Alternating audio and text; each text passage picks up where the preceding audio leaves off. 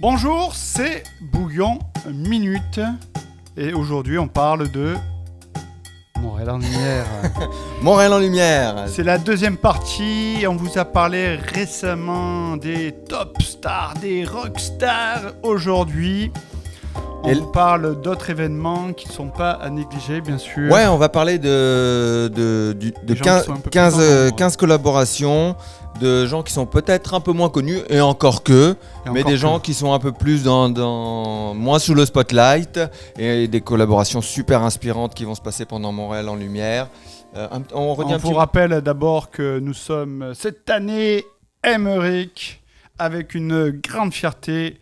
Nous sommes collaborateurs officiels médias du festival Montréal en lumière, partie gastronomique. Ouais. On vous rappelle que Montréal en lumière, c'est un festival de musique.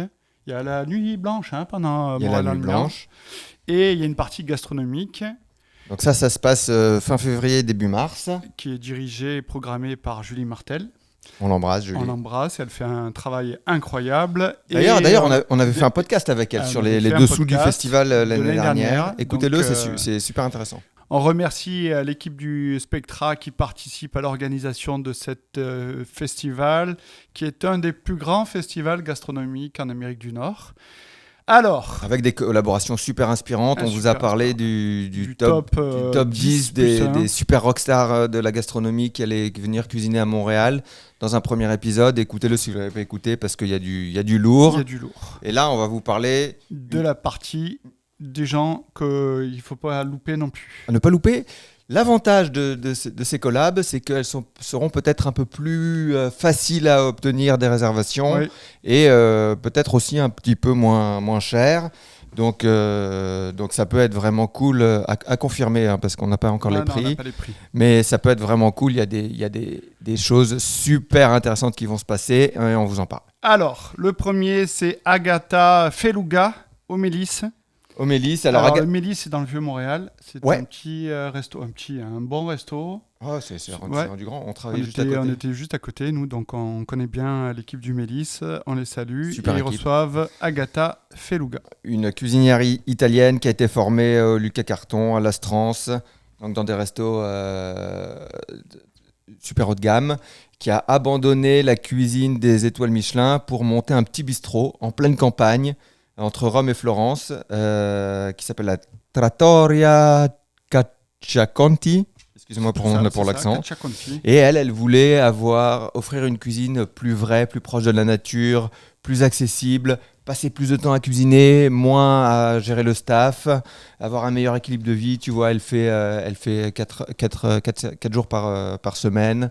Donc vraiment là ça va bien fitter avec le Mélis qui offre une belle cuisine basée sur les ingrédients aussi. Donc ça regardez ça vaut le coup. Alors la deuxième, et là chasse et pêche, ça faisait longtemps que je les avais pas vus au Montréal en lumière. Ouais, je sais. Donc ils ont déjà bon été... retour. Moi je les avais pas vus l'année dernière en tout cas, et je pense qu'ils y ont participé, mais il y a longtemps. Et quel retour Avec Noam Guedaloff et Etelia Ananova. Ouais, alors deux Canadiens, Noam Guedaloff, québécois. Oh. Montréalais, je sais pas, mais québécois. Il travaillait, si je me souviens bien, au Kaizen. Et Etelia, elle vient de Winnipeg. Et eux, ils ont ouvert un resto français à Paris. Okay. Et ils ont eu une étoile Michelin. Quand même. Qui récompense leur cuisine. C'est de la cuisine française, moderne, une obsession pour les produits de saison. Fait de façon ultra classe. Donc grosse fierté pour le Québec, un Québécois qui a une étoile Michelin et qui revient au chasse et pêche. Là ça va être du lourd là vous pouvez y aller les yeux fermés. Déjà chasse et pêche c'est une valeur sûre. Ouais, ce sera moins cher qu'un voyage à Paris et ce sera top. Ensuite, attention, un grand nom, mais de toute façon il n'y a que des grands noms là. Donc, c'est pour toi là, une pâtissière. Là, miam. Johanna Le Pape, elle est au Rosélis. Alors encore une femme, parce qu'on n'a pas précisé dans ce podcast, 70% des chefs invités sont des femmes. C'était une volonté de Montréal en lumière de mettre en avant les femmes. Et je trouve que c'est une super initiative. Une super bonne idée. Et donc là, Johanna Le Pape au Rosélis. Pâtissière. Une pâtissière française qui vit à Los Angeles. Elle est passée par le Meurice, le Lutetia, la Durée, donc Elle a fait des petites maisons. Des petites maisons. Elle est championne du monde des arts sucrés en 2014. Championne du monde des arts sucrés. Et elle a écrit un livre référence qui s'appelle Révolution pâtisserie. Sans sucre ? En fait, sans sucre, vraiment de la pâtisserie santé, mais de qualité. Et gourmande. Et c'est ça qui est. Donc, on ira tester ça pour vous. On va se sacrifier. Je risque de passer mes journées là-bas. J'ai pas encore vu son calendrier, mais je vais réserver mes tables. Et le Rosélis, c'est le restaurant d'un hôtel.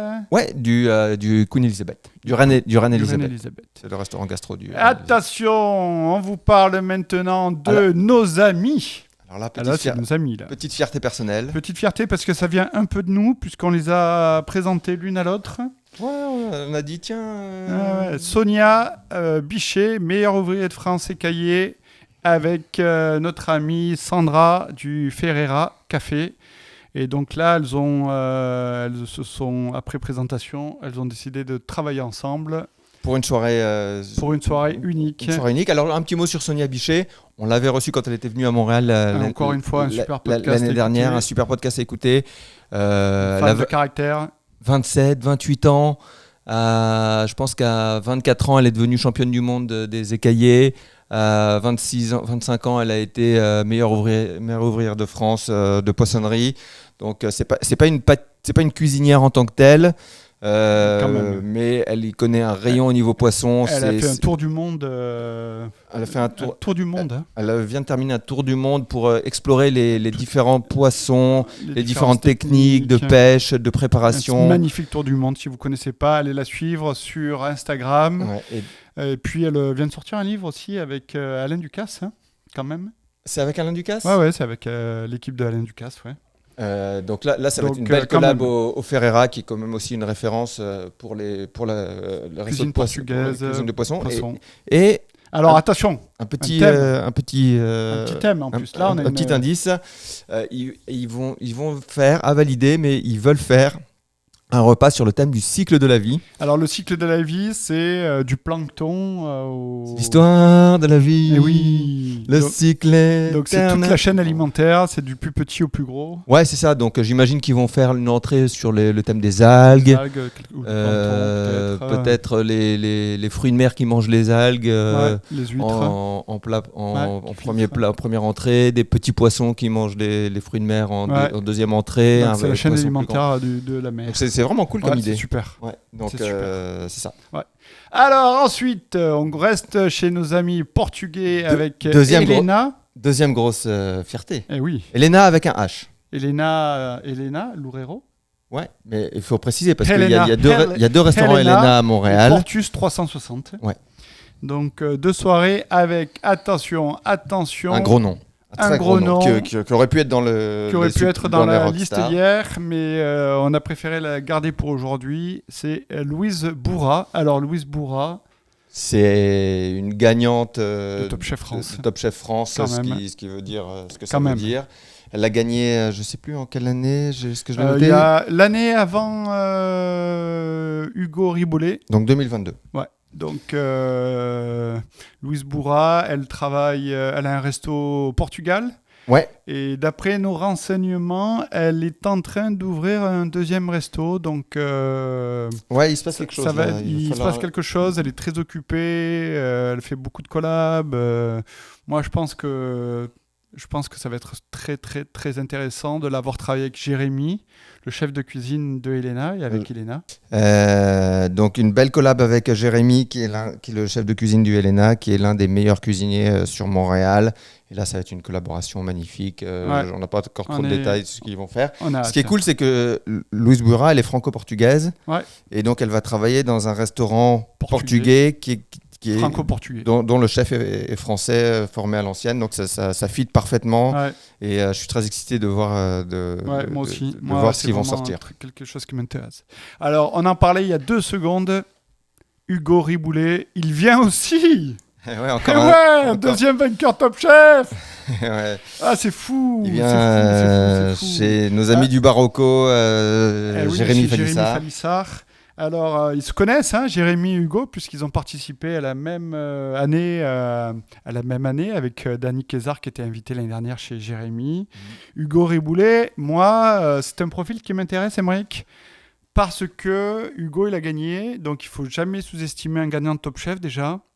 On a mis beaucoup l'accent sur Danny Kézard, mais Hugo, lui, il est un peu plus discret, on va dire. Ah oui, et il a pris une décision incroyable. Ouais, alors juste Hugo, il a été formé, c'était le sous-chef de Laurent Petit, qui a le Clos d'Essence à Annecy, qui a 3 étoiles Michelin de référence, donc cuisine très haut de gamme gastronomique. Et il a décidé d'ouvrir un restaurant avec une autre compétitrice de la compétition. Avec Alban. Alban, qui se baladait toujours avec un oignon sur ses tables de travail pendant la compétition, qu'elle appelait Groot. Et du coup, ils ont appelé leur restaurant Groot. Alors, Groot la tourte. Ça ne nous regarde pas. Nous ne savons pas la liaison entre Hugo et Alban, mais ça ne nous regarde pas. C'est un resto. Alors donc, ce qui est cool, c'est super intéressant parce qu'il a décidé de rester dans une sorte de quiche ou pâté. C'est de la tourte. C'est de la tourte. Hein. Donc c'est une quiche avec comme un. Donc il est sorti un peu des sentiers. Ouais, et puis le fait de façon street food là, donc des prix très accessibles, à emporter. Et donc, je trouve que c'est génial. Ouais, c'est vraiment cool. C'est vraiment cool. Ouais. Alors, je sais pas sur quelle direction il va prendre. On en parlera avec Jérémy un de ces jours. Mais assure. Ça, c'est une belle rencontre. Ouais. Alors là, laisse-moi faire l'introduction. Là, Joe Beef et Liverpool.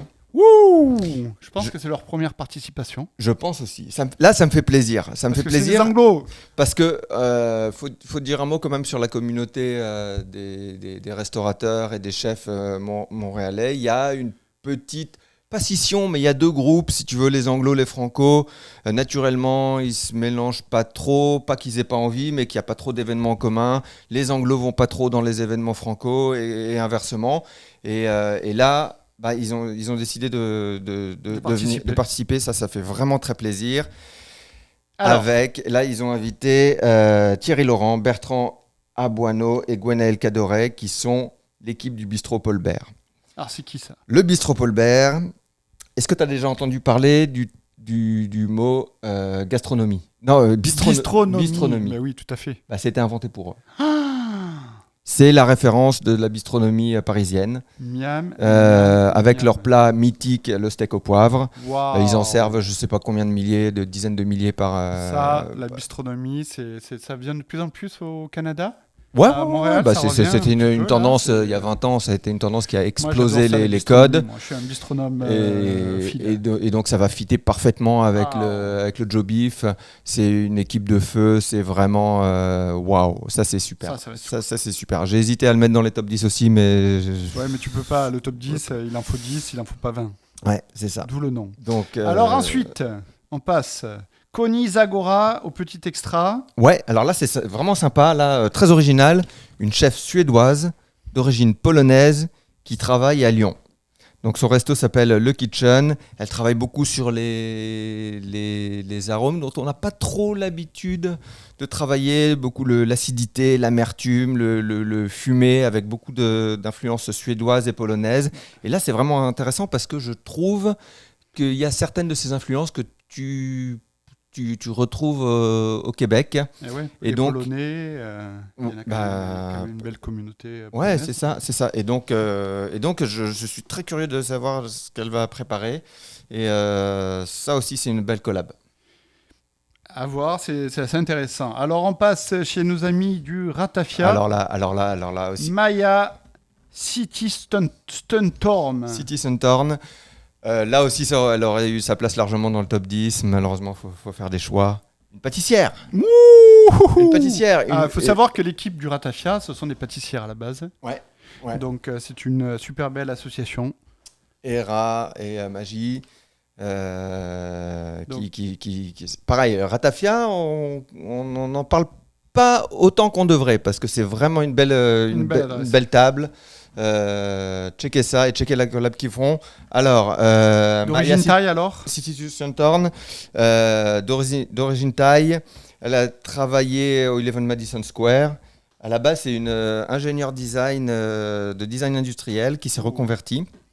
Et elle donc elle a monté sa pâtisserie ou son resto avec son conjoint, je crois, qui s'appelle Marble à New York. Et elle fait des desserts complètement innovants, inhabituels. Elle abolit un petit peu la frontière entre le sucré et le salé. Donc elle fait des desserts avec du caviar, de la truffe, des saveurs thaï. Et donc ça c'est super intéressant. Et moi, ce qui m'intéresse là-dedans, c'est le profil aussi ingénieur. Alors pâtissier, pour toutes les personnes qui ne savent pas, c'est quelque chose de super précis. Donc pour moi, l'ingénierie et la pâtisserie, c'est pas si loin que ça. Hein. Ouais, j'ai parlé à ERA et ils sont bien excités de l'avoir. Hein. Ouais, c'est quand même une référence mondiale au niveau de la pâtisserie. Très inspirant. Je pense que je vais passer quelques jours là-bas aussi, mais je me sacrifierai pour vous encore une fois. Je suis sur le front pour vous. Merci Pascal. Je vous en prie. Alors, on passe chez Danny Smile qui a ouvert cette année un restaurant qui s'appelle Le Violon et il accueille Sarah Ciccolini. Waouh, encore une fois, quelqu'un donc une chef et quelqu'un de passionnant, une cuisine magnifique. Un resto qui est ultra hype, qui s'appelle le Santo Palato, qui est à Rome. Et là, grosse cote pour ce resto. Elle fait une cuisine italienne très moderne, qui est à la fois très simple, très raffinée, et dans la tradition, dans la nouveauté. Elle met tout ça dans un shaker et elle sort des plats, des plats qui sont incroyables. Mais c'est des cocktails qu'elle met tout ça dans un shaker ? Non, je disais, elle mélange les influences de la cuisine moderne italienne et traditionnelle. Et elle va dans la simplicité, mais dans la nouveauté. Alors ça, c'est... Tu sais, pour moi, Aymeric, la cuisine italienne, c'est quand même une de mes cuisines favorites. Toujours dans la simplicité, les ingrédients d'abord. Ouais, je vais peut-être pas me faire des amis, mais moi, c'est ma cuisine préférée, la cuisine italienne. Ouais, moi, il n'y a pas assez de desserts pour moi pour que ce soit ma cuisine préférée, mais j'aime les plats italiens, les entrées, les plats. Un peu moins les desserts. Donc là, je vous conseille d'aller de checker ça. Le violon, il faut qu'on le fasse là, parce que s'il paraît que c'est un resto. On va prendre 25 kilos, mais on va le faire pour vous, encore une fois. Voilà, là, une très belle collab. Alors, on passe chez nos amis. Attention, chez Olivier Perret. Olivier Perret, qui est chef du restaurant Renoir au Sofitel. Alors, qui va rouvrir ses portes très bientôt. Soit à la fin de l'année 2024, soit au tout début de l'année 2025. Magnifique. Là, ça va être. Là, beau restaurant tout neuf. Tout rénové, ça va être splendide. Et pour l'occasion, ça va te faire plaisir, Pascal. Ils invitent un chef marseillais. Wouhou! Un chef marseillais. Il y a beaucoup de chefs marseillais. Hein, ouais, on les entend pas, mais... ouais, putain, ils nous envahissent. Eh oui, on craint des gains. Donc le chef, c'est Sylvain Touati. Il est passé par l'Institut Paul Bocuse et par l'Ousto de Baumanière aussi, avec Glenviel. Et depuis 6 mois, il a repris le resto du Sofitel de Marseille, où là, il revient sur la cuisine traditionnelle marseillaise, mais de façon moderne. Donc, ça va être intéressant. Par exemple, oui, je vais avoir une belle bouillabaisse. Il fait une écume de soupe de poisson de roche. Il fait pieds et paquets d'encornet. Donc tu vois vraiment des trucs très marseillais de façon moderne. Donc là, à suivre, ça va être vraiment intéressant. Ensuite, Moon Young Lee, alors c'est la sous-chef du silo. Je sais pas l'équipe du silo était l'année dernière. Ouais, l'équipe du silo était là. Je sais pas si elle était là. Alors le silo. C'est le premier restaurant zéro déchet. Hein. Zéro déchet. Là, complètement zéro déchet. Et là, eux, ils ont... en fait, leur ambition, c'est de construire un modèle avec une boucle fermée entre le resto et la ferme naturelle et prouver qu'on peut faire de la gastronomie haut de gamme dans un système de développement durable, viable et économiquement. Et sustainable durable et durable, donc c'est très très inspirant. Là on est sur de la gastronomie haut de gamme chez nos amis du Hautain, et ce qui est cool pour ça, c'est que le Hautain, c'est un restaurant apportez votre vin, Donc vous pourrez vous faire plaisir en achetant une belle bouteille de vin pas trop chère à la SAQ et de l'amener pour accompagner un super repas. Alors ensuite, on passe au Commodore. Commodore. Alors le Commodore qui se renouvelle un petit peu de toute façon.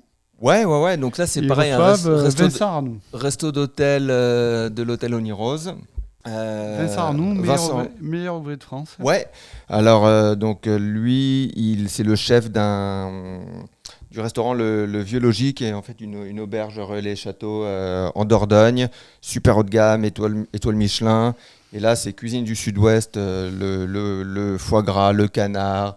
Les noix, mais cuisinées de façon moderne, pas trop sur le gras, plutôt sur le goût, et avec beaucoup de finesse. Donc, quand vous avez un mof qui prépare à manger, vous pouvez y aller les yeux fermés. Ouais, c'est sûr et certain. On passe ensuite chez David Oli, propriétaire du hélicoptère dans Hochelag, Maisonneuve, et il reçoit Sarah et Evan Rick. Ouais, du resto Rich Table, qui est un resto ultra populaire à San Francisco. Là, pour le coup, on est sur la bistronomie. Donc, ils ont volé le terme à nos autres invités. Bistronomie californienne, d'après ce que je vois. Bistronomie californienne, super contemporaine, donc avec des petites touches asiatiques, avec des petites touches décalées. Donc là, leur plat signature, c'est un dessert au concombre. Donc ça, c'est vraiment cool si vous voulez avoir des trucs un peu déroutants. Aller à l'hélicoptère, et puis en plus l'équipe du hélico, ils sont super pros, vous pouvez y aller les yeux fermés. Ouais. Et on retrouve, attention, alors là c'est une histoire marrante. L'année dernière on l'a rencontré hein, et on a eu quelques petits problèmes techniques, Rick. Non, on n'en parle pas. On n'en parle pas, mais c'était une magnifique rencontre qui n'a pas été enregistrée, va-t-on dire. Et on parle bien sûr de Martin Bauer, c'est pas la femme de Jack, mais c'est bien Martin Bauer, qui est chef du Pompette à Toronto, qui a été élu un des meilleurs restaurants du Canada quand même.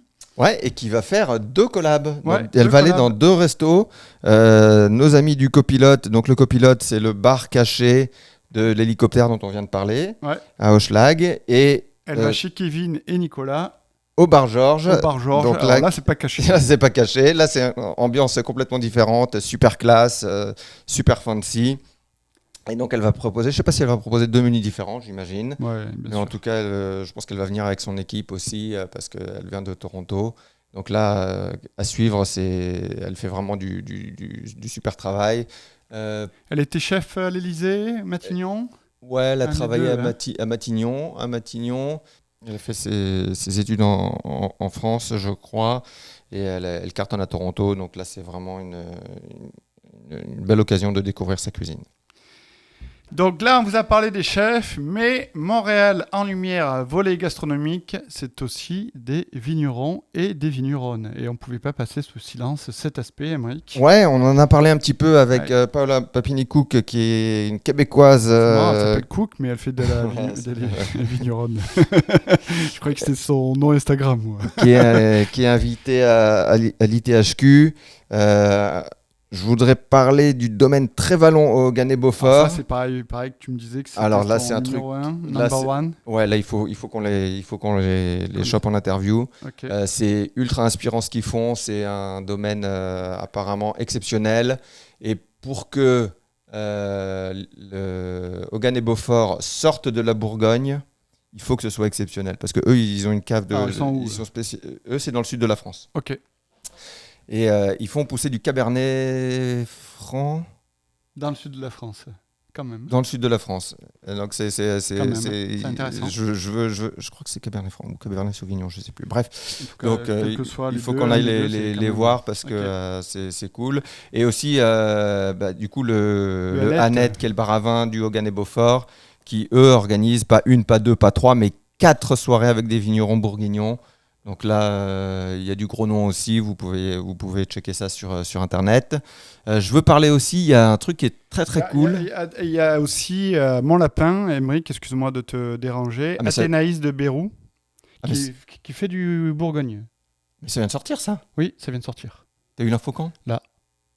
Moi, je suis un ouf. Moi, je suis connecté, moi. Ah ouais, donc ce matin, je regarde mes emails, on n'a pas de mise à jour, et là, tu as eu la mise à jour. J'ai tout la mise à jour. Donc, Athénaïs de Bérou, Bourgogne-France, à Mont-Lapin, ça va être quelque chose quand même... On sait que Mont-Lapin, ils aiment le bon vin, et ils invitent pas n'importe qui, donc c'est à checker aussi. Puisqu'on est dans les dernières nouveautés, je vous dis, Emric, en exclusivité, menu extra, qui invite 3 vigneronnes, 2 vigneronnes et un vigneron. Ok. Alors, Marthe Henry, qui fait du Meursault quand même. Ok, génial. Ok, quand même. Et Laurence Maniacrif, qui fait Montesquieu des Alberts. Et puis, je connais pas. Moi non plus, je connais pas. Et Jean-François Nick, qui est dans le même domaine, donc quand même... menu extra qui fait avec Annette qui fait quand même beaucoup d'événements, vigneronne, à souligner, à suivre. Alors, petite question pour toi, Pascal. Est-ce que tu peux checker parce qu'il y a des rumeurs. Il y a des rumeurs, et moi j'aime bien les rumeurs croustillantes. Il paraît que Charles-Antoine Crête voudrait participer cette année. Est-ce que tu as des... Alors attention, tu as raison, j'en ai entendu parler moi aussi. Et là, ça s'appelle Montréal Plaza. Alors attention, mesdames et messieurs. Écoute, je ne le vois pas. Ne le vois pas sur ma liste, mais on nous a dit que ça se préparait, chose se préparait de son côté. Alors, vous pouvez voir quand même que on fait un petit aparté avant de finir sur les chefs québécois. Là. Ouais. Un petit aparté, vous pouvez voir quand même qu'il y a des gros noms qui manquent. Et ouais.